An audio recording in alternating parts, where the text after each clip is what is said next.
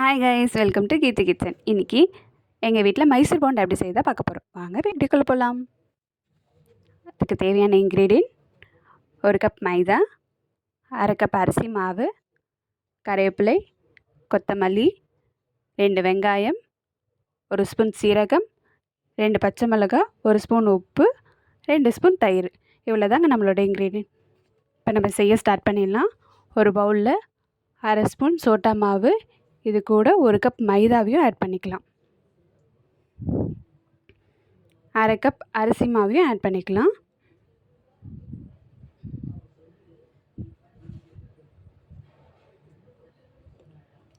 தயிரும் இது கூட ஆட் பண்ணிக்கலாம். இப்போ நம்ம கட் பண்ணி வச்ச 2 வெங்காயத்தையும் இதோடு சேர்த்துக்கலாம். கறிவேப்பிலை, கொத்தமல்லி, 1 ஸ்பூன் சீரகம், 2 பச்சை மிளகாய், உப்பு, இது எல்லாமே போட்டுட்டு நல்லா மிக்ஸ் பண்ணிடலாம். தண்ணி ஊற்றி நம்ம வடை பதத்துக்கு நல்லா மிக்ஸ் பண்ணி எடுத்துக்கலாம். இந்த மாதிரி ஒரு 10 நிமிஷத்துக்கு அப்புறம் ஸ்டவ் ஆன் பண்ணிவிட்டு கடாய் வச்சு எண்ணெய் ஊற்றிக்கலாம். எண்ணெய் நல்லா காஞ்சதும் நம்ம மிக்ஸ் பண்ணி வச்சது கடாயில் போண்டா மாதிரி போட்டு எடுத்துடலாம். இப்போ உங்கள் வீட்டில் ரிலேஷன் வந்துட்டாங்க, ஒரு 10 நிமிஷத்தில் ஒரு போண்டா செய்யணும் அப்படின்னா இந்த டிஷ்ஷை கண்டிப்பாக ட்ரை பண்ணுங்கள். சூப்பராக இருக்கும். எப்படி இருக்குன்னு சொல்லி கீழே இருக்க கமெண்ட் பாக்ஸில் கமெண்ட் பண்ணுங்கள். அவ்வளோதான், நம்மளோட போண்டா வேகிடுச்சு. பிளேட்டில் ட்ரான்ஸ்ஃபர் பண்ணிடலாம்.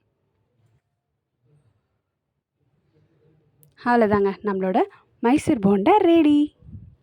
இப்போ எப்படி இருக்குன்னு டேஸ்ட் பண்ணி பார்க்கலாம். நல்லா மொறு மொறுன்னு இருக்குது. இப்போ ஓப்பன் பண்ணி பார்க்கலாம். ஓ, நல்லா சூடாக இருக்குது, செம்மையாக இருக்குது பார்க்கவே.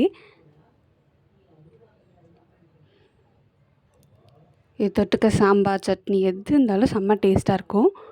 எங்கள் வீட்டில் சட்னி பண்ணியிருக்கோம். இதை தொட்டு எப்படி இருக்குன்னு பார்ப்போம். நல்லா டிப் பண்ணி ஒரு பைட் போகலாம்.